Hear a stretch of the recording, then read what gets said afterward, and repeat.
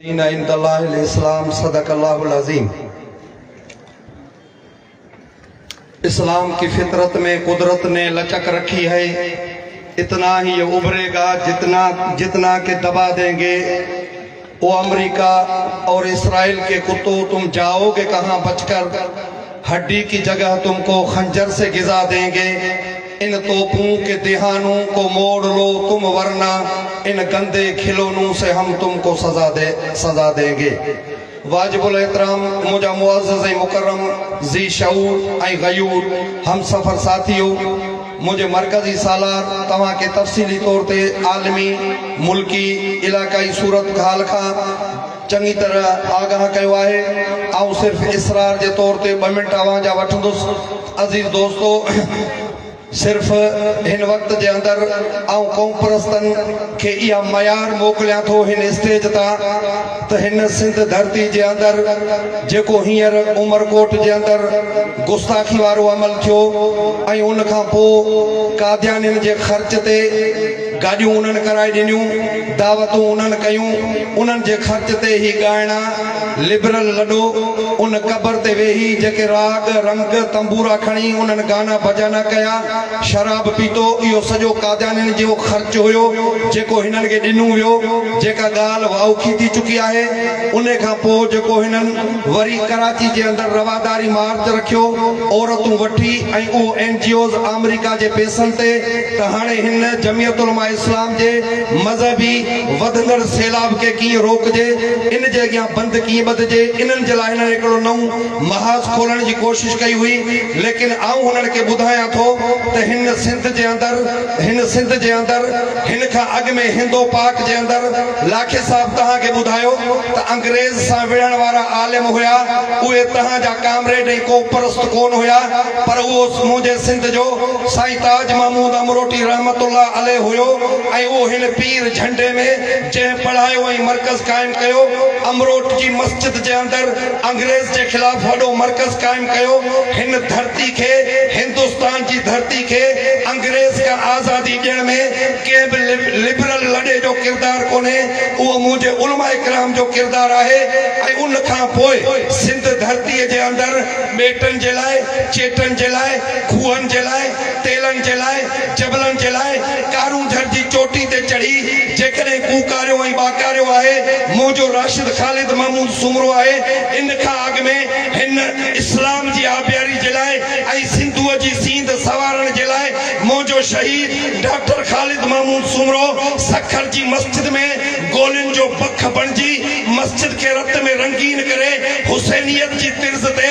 शहादत ॾेई इहो मिसाल क़ाइमु करे ॾेखारियो त हुसैनी बि असां आहियूं। ऐं हिन सिंध जे लाइ, इस्लाम जे लाइ जेकॾहिं गोलियूं खाधियूं आहिनि, असांजे उलमा किराम खाधियूं आहिनि, जंहिंजे लाइ आऊं हीअं चवां त हिते जिन जिन क़ौमुनि रत ॾिनो ऐं सारे सोरे सत ॾिनो, हिते जिन जिन क़ौमुनि कंध ॾिना ऐं सगा पंहिंजा संद ॾिना, हिते जिन जिन क़ौमुनि जंग विड़ी ऐं वरता पंहिंजा दंग तड़ी, हिते जिन जिन क़ौमुनि जंग लड़ी ऐं वरता पंहिंजा नंग लड़ी, से क़ौमूं थियूं आज़ाद कलंदर, से मारू जिंदाबाद कलंदर, सा जमियत जिंदाबाद कलंदर, सो राशिद महमूद जिंदाबाद कलंदर।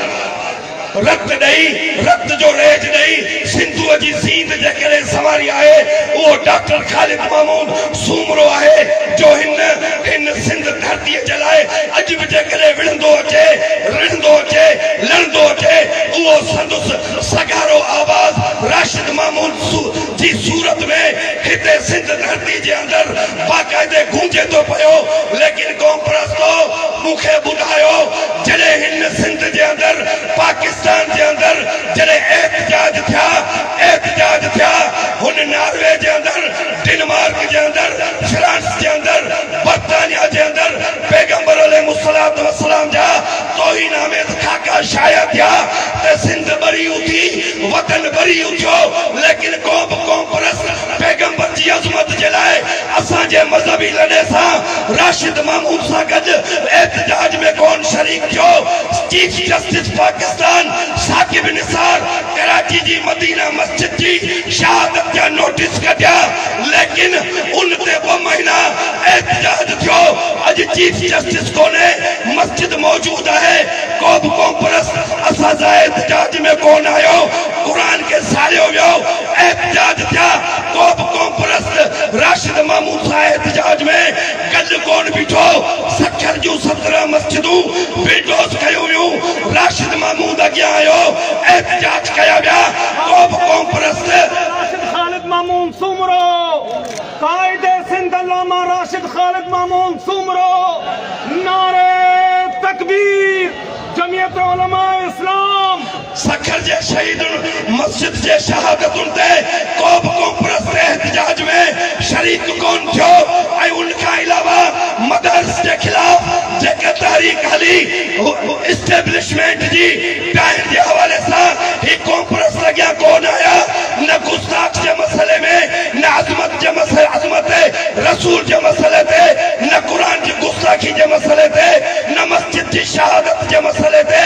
जॾहिं राशिद महमूद तव्हां सां हर बेटन चेटन जे मसले ते कुल्हे में कुल्हो मिलाए हले ऐं तव्हां कंहिं बि मसले में असां सां गॾु न हुजो त पोइ तव्हांजो मिठो मयार असांखे वाज़े ॾिसण में थो अचे त तव्हां उन राजा ॾाहिर जी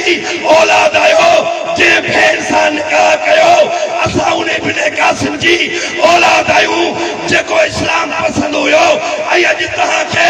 ॿुधायूं था ही धरती तव्हांजे पीउ जी जागीर कान्हे का हिन धरती लाइ मुंहिंजो अमरोठी विढ़ियो ख़ालिद महमूद विढ़ियो उलमाए किराम विढ़िया ही बुज़ुर्गनि जी धरती आहे बुज़ुर्ग असां सां गॾु आहिनि हालेजवी शरीफ़ वारा बेर शरीफ़ वारा अमरोट शरीफ़ वारा जरारपोट शरीफ़ वारा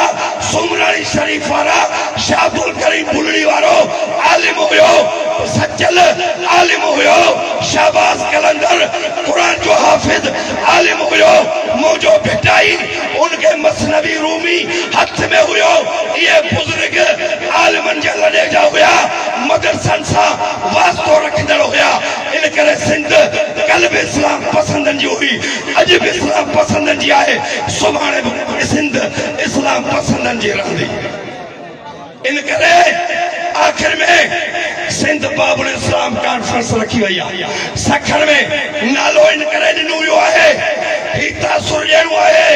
ही सिंध इस्लाम पसंदनि जी आहे उन करे सखर में